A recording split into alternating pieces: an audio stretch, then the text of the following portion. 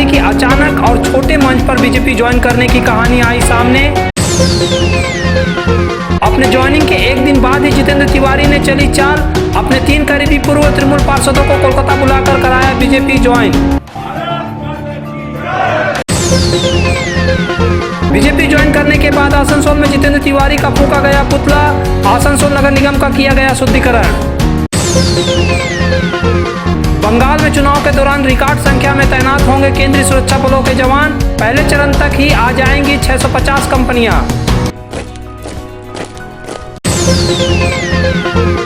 मंगलवार को जब अचानक से आसनसोल के पूर्व मेयर और तृणमूल विधायक जितेंद्र तिवारी के बीजेपी ज्वाइन करने की अटकलों का बाजार गर्म हुआ तो यह पहले किसी को विश्वास नहीं हुआ, क्योंकि आसनसोल के सांसद बाबुल सुप्रियो समेत कुछ बीजेपी नेताओं का विरोध करने के कारण उनका मामला ठंडा पड़ गया था।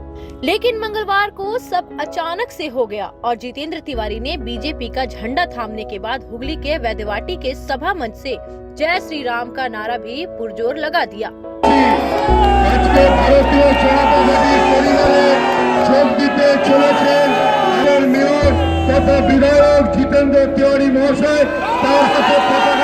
तो आखिर जितेंद्र की एकदम अचानक से कैसे बीजेपी में ज्वाइनिंग हो गई? दरअसल उनकी ज्वाइनिंग के पीछे 3 फोन कॉल की कहानी है। एक मीडिया रिपोर्ट में बताया गया है कि मंगलवार की दोपहर जितेंद्र तिवारी ने बीजेपी के बंगाल के सह प्रभारी शिव प्रकाश मेनन को फोन किया और उनसे कहा कि अगर उनकी ज्वाइनिंग आज नहीं होती है तो फिर उनका बीजेपी में आना मुश्किल हो जाएगा, क्योंकि बुधवार को संभवतः मुख्यमंत्री ममता बनर्जी तृणमूल उम्मीदवारों के नामों की घोषणा कर सकती है और उन्हें फिर से पांडेश्वर से टिकट दिया जाएगा।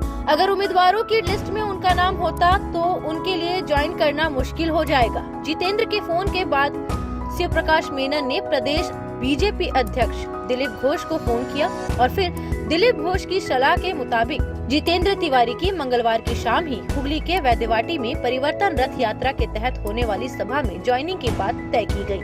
सब कुछ योजना के मुताबिक जितेंद्र तिवारी वहां समय पर पहुंच गए और उनकी ज्वाइनिंग भी हो गई।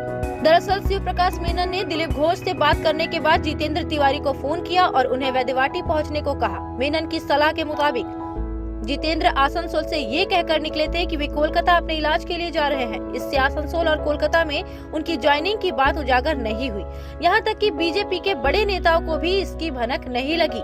हालांकि बाबुल सुप्रियो ने उसी दिन एक रहस्यमय ट्वीट कर एक हिंट जरूर दिया था। दरअसल जितेंद्र तिवारी का बीजेपी में ज्वाइन करना पहले से ही फाइनल था, लेकिन बीजेपी के अंदर से विरोध के स्वर उठने के कारण उन्हें वेट करने को कहा गया था। संभवतः 2 और 3 जनवरी को अमित शाह के बंगाल दौरे के समय उनका बीजेपी में विधिवत प्रवेश हो जाता है, लेकिन उससे पहले ही जितेंद्र तृणमूल उम्मीदवारों की लिस्ट जारी होने की चर्चा को देखते हुए अधीर हो गए और अपनी ज्वाइनिंग के लिए बीजेपी केंद्रीय नेतृत्व से बात की।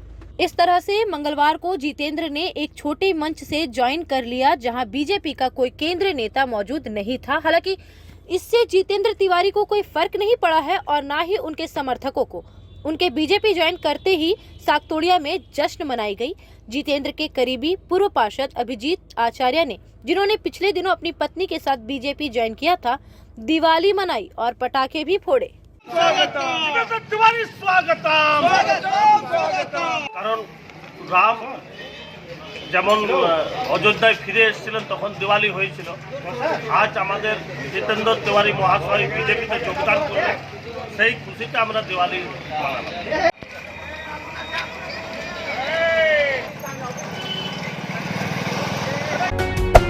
Hey there. Subscribe to my channel. And also press this bell icon.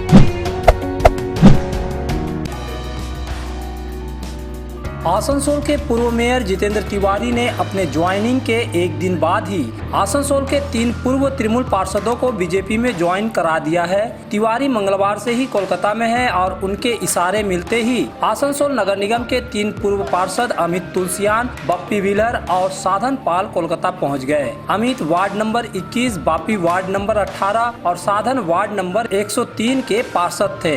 बुधवार को इन तीनों को एक प्रेस कॉन्फ्रेंस के दौरान बीजेपी के प्रदेश अध्यक्ष दिलीप घोष और आसनसोल के सांसद तथा केंद्रीय मंत्री बाबुल सुप्रियो ने पार्टी का झंडा थमाकर ज्वाइनिंग करवाया। इस दौरान जितेंद्र तिवारी भी मौजूद थे। तीनों पूर्व पार्षदों ने एक साथ झंडा थामा और दिलीप घोष के साथ पार्टी के नारे में शरीक हुए।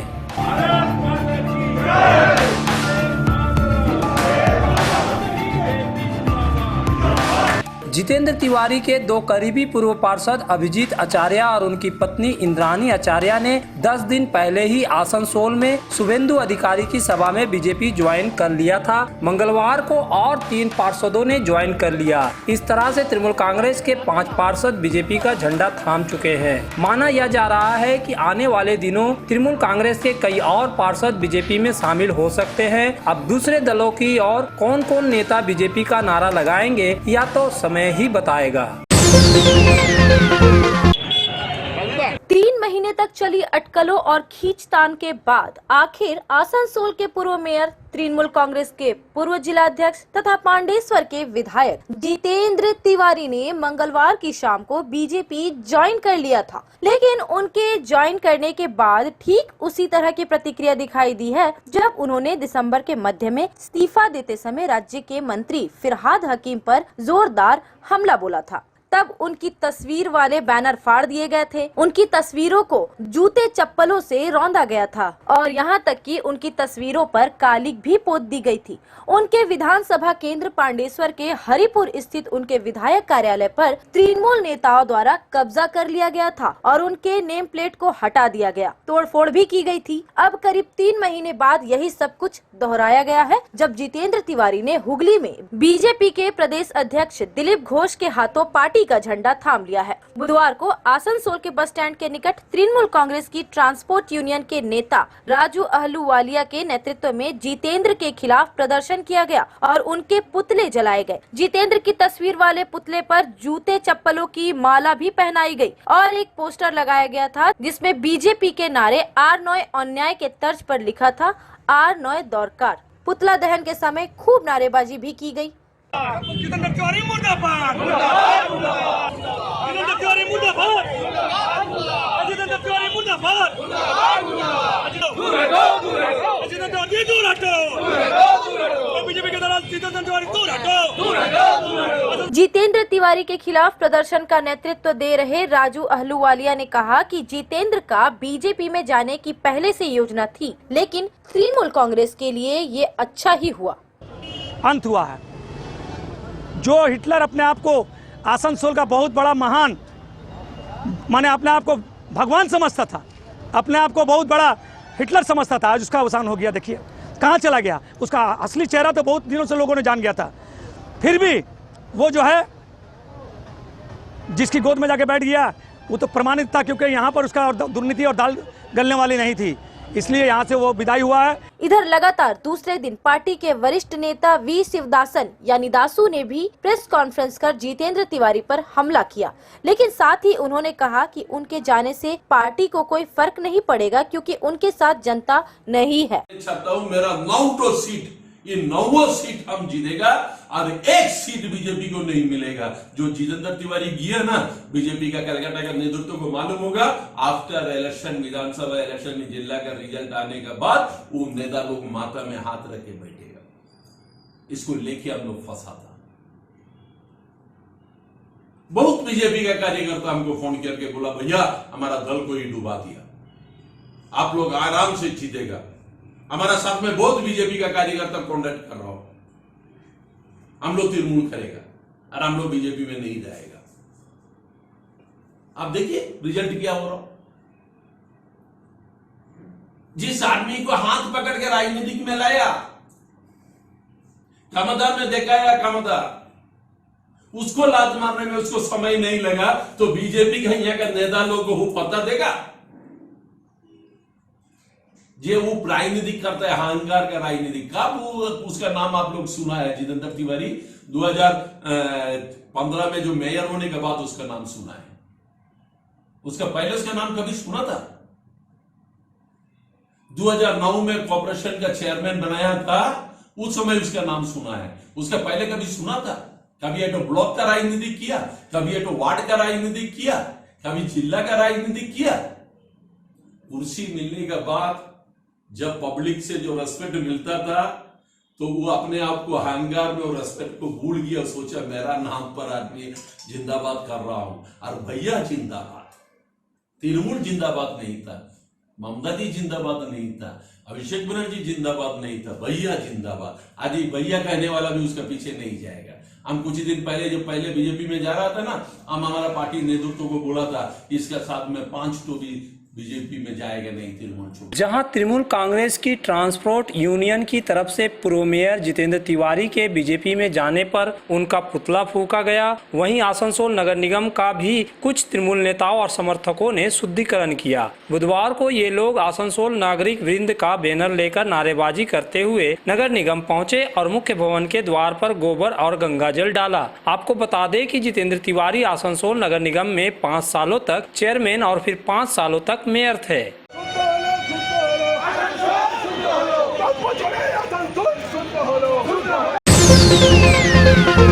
आसनसोल नगर निगम के तत्वाधान में मिशन निर्मल बांग्ला को सफल बनाएं। हमारी प्रतिज्ञा, हमारा गर्व। एक बात सभी याद रखें, कचरा जहाँ तहाँ ना फेंके। कौन सा कचरा कहाँ डालना है अच्छी तरह से समझना है। स्वयं जागरूक हो, औरों को भी जागरूक करें। रिड्यूस, रीयूज और रिसाइकिल प्रक्रिया को अपनाएंगे, सुंदर स्वस्थ आसनसोल बनाएंगे। आसनसोल नगर निगम के ग्रीन और ब्लू बीन का सही इस्तेमाल करें, प्लास्टिक का व्यवहार ना करें। आसनसोल नगर निगम सदैव आपकी सेवा में उपस्थित है। Clean Asansol, green Asansol.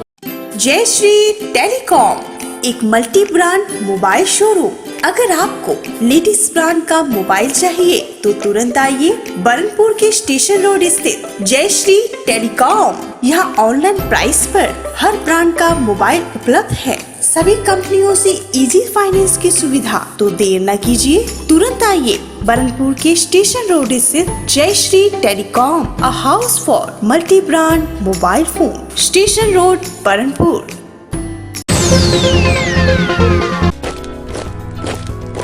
पश्चिम बंगाल में विधानसभा चुनाव के लिए जिस तरह से इस बार रिकॉर्ड 8 चरणों में मतदान होने जा रहा है, ठीक उसी तरह से इस बार रिकॉर्ड संख्या में केंद्रीय सुरक्षा बलों की तैनाती की जाएगी। इस बार निर्वाचन आयोग पर काफी दबाव है कि वो न सिर्फ चुनाव शांतिपूर्ण कराए बल्कि वोटरों को मतदान केंद्रों तक पहुंचाने से रोका नहीं जाए और वे बिना डर भय के वोट डाल सके। इसलिए बिना चुनाव तिथियों की घोषणा के ही 20 फरवरी को बंगाल में केंद्रीय बलों की 12 कंपनियों को भेज दिया गया था। हालांकि तब आसनसोल दुर्गापुर में इन जवानों को नहीं भेजा गया था, लेकिन इस जिले में 4 दिन बाद 25 फरवरी को केंद्रीय सुरक्षा बलों के जवानों के बूटों की गूंजने लगी थी। अब अगर आपके मन में ये सवाल पैदा हो रहा है कि चुनाव के दौरान बंगाल में केंद्रीय सुरक्षा बलों की कितनी कंपनियों को तैनात किया जाएगा, तो फिलहाल इसका जवाब तो सिर्फ निर्वाचन आयोग के पास है और तब तक उसने ये नंबर नहीं बताया है। लेकिन सूत्रों का कहना है कि कुछ दिनों बाद ही 8 मार्च तक राज्य में 170 कंपनियां तैनात कर दी जाएंगी और फिर चुनाव के पहले चरण के तहत 27 मार्च को होने वाले मतदान तक बंगाल में केंद्रीय बलों की 650 कंपनियां पहुंच जाएंगी। यहां आपको बता दें कि केंद्रीय सुरक्षा बलों की एक कंपनी में 100 जवान होते हैं। 8 मार्च तक जो 170 कंपनियां बंगाल जाएंगी, उनमें से अधिकतर पूर्व एवं पश्चिम मेदिनीपुर जिलों, बांकुड़ा, पुरुलिया और उत्तर एवं दक्षिण 24 परगना जिलों में तैनात की जाएगी। लेकिन आसनसोल, दुर्गापुर, शिल्पांचल में चूंकि मतदान 7वें चरण के तहत 26 अप्रैल को होगा, यानी उसके पहले आपको बड़े पैमाने पर केंद्रीय बलों की तैनाती दिख सकती है। गौरतलब है कि 26 फरवरी को नई दिल्ली में मुख्य चुनाव आयुक्त सुनील अरोड़ा ने बंगाल में 8 चरणों में मतदान कराने की घोषणा की थी। इस घोषणा के मुताबिक पहले चरण का मतदान 27 मार्च को होगा और अंतिम चरण का मतदान 29 अप्रैल को होगा, जबकि 2 मई को मतगणना होगी और नतीजों की घोषणा कर दी जाएगी। और तब तक ये साफ हो जाएगा कि मुख्यमंत्री ममता बनर्जी अपनी कुर्सी बचाने में कामयाब रही है या फिर बंगाल को कोई नया मुख्यमंत्री मिलता है। Hey there. Subscribe to my channel. And also press this bell icon.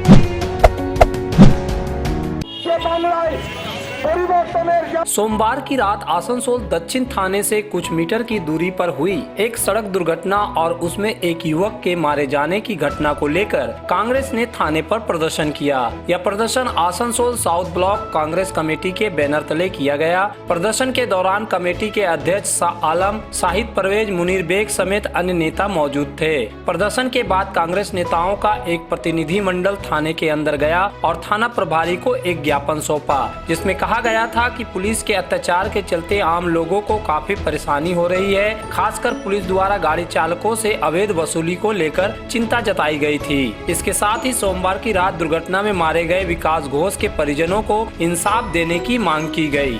Police में अच्छे लोग भी हैं और बुरे लोग, जिस तरह समाज में अच्छे लोग भी हैं और बुरे लोग भी हैं, ठीक उसी तरह पुलिस के अंदर में भी अच्छे लोग और बुरे लोग भी हैं। हम हर दोस्त अगर पुलिस पर उठाए तो फिर रात को हम सुकून से आज भी अपने घरों में सोते हैं, तो सिर्फ उसका एक ही कारण है कि पुलिस हमारी हिफाजत करती है। रात के अंधेरों में, रात के उजाले में, जैसा भी हो, लेकिन पुलिस हमारी हिफाजत के लिए सड़कों में रन करते हुए है। चाहे एक पुलिस अगर कोई तूलाबाजी करता है तो इसका मतलब यही नहीं कि हमारा विश्वास पुलिस से उठ चुका है। आज भी हमारा विश्वास पुलिस पर है, लेकिन मैं पुलिस ऑफिसर से कहना चाहता हूं, जो चंद पुलिस ऑफिसर आसनसोल शहर के अंदर में 6, 7, 8 पान पहले यहाँ पर आए हैं, यकीनन उनको इस शहर के बारे में मालूम नहीं होगा कि हट रोड कहाँ है, टीजी खड़प्पा है, ऐसे एनएस रोड कहाँ है और सुभाषपल्ली कहाँ है। उनको यहाँ का इंस्पायर, यहाँ का ड्राइवर उनको मिसगाइड करता है, क्योंकि ड्राइवर जो होता है वो पूरे शहर को जानता है और नए ऑफिसर को मिसगाइड कर उसको कहीं न कहीं उनको फंसाने की कोशिश करता है। तृणमूल कांग्रेस हिंदी भाषियों को अपने पाले में रखने के लिए जीतोड़ प्रयास कर रही है। इसके लिए पश्चिम बंगाल तृणमूल कांग्रेस हिंदी प्रकोष्ठ द्वारा लगातार जगह जगह सभाएं की जा रही है। बुधवार को बानपुर के भारतीय भवन में एक ऐसी ही सभा की गई, जिसमें प्रकोष्ठ से जुड़े पदाधिकारी समेत इलाके के विधायक तापस बनर्जी भी मौजूद थे। उन्होंने अपने भाषण में मुख्यमंत्री ममता बनर्जी द्वारा हिंदी भाषियों के लिए किए गए कार्यों का उल्लेख किया और बताया कि क्यों फिर से बंगाल में उनकी सरकार आनी चाहिए। और मेरा ये बंगाल, मेरा ये आसनसोल मिनी हिंदुस्तान है, मिनी इंडिया है। हर वर्ग का, हर धर्म का, हर मजहब का मानने वाला आदमी हमारा इस क्षेत्र में, मेरा बंगाल कब आए, 3, 4, 5 साल 8 वर्ष का पहले आए। इसका ऊपर कोई क्वेश्चन नहीं है। तो कौन क्या है ये हम लोग को पूछने का अधिकार नहीं है। लेकिन मैं मेरा भाषण ज्यादा नहीं बोलूंगा। आप लोग सब अपना दिल से पूछे, संजय जी उदास खाए, किसी का बात पर बहकाने के नहीं आई। देखिए, आत्मा आपको बोल देता है, कोई काम हम लोग करने जाएंगे, आप इससे पूछिएगा, ये चालाकी बुद्धि देगा जो मेरा दिमाग है। अगर अपना आत्मा को पूछे, वो आपको सही बुद्धि देगा, सही दिशा देगा, ये कब गलत है, ये कब सही है। ये काम जो हम करने जा रहे हैं, ये सही काम करने जा रहा है या गलत काम करने जा रहा है, यही हिसाब से आपको चलना चाहिए। आदमी तो हमेशा कंपेयर करते हैं। आज से 10 साल, 20 साल, 15 साल पहले हमारा ये बंगाल कैसी थी, हिंदी भाषा भाषी का अवस्था क्या था, आज क्या है।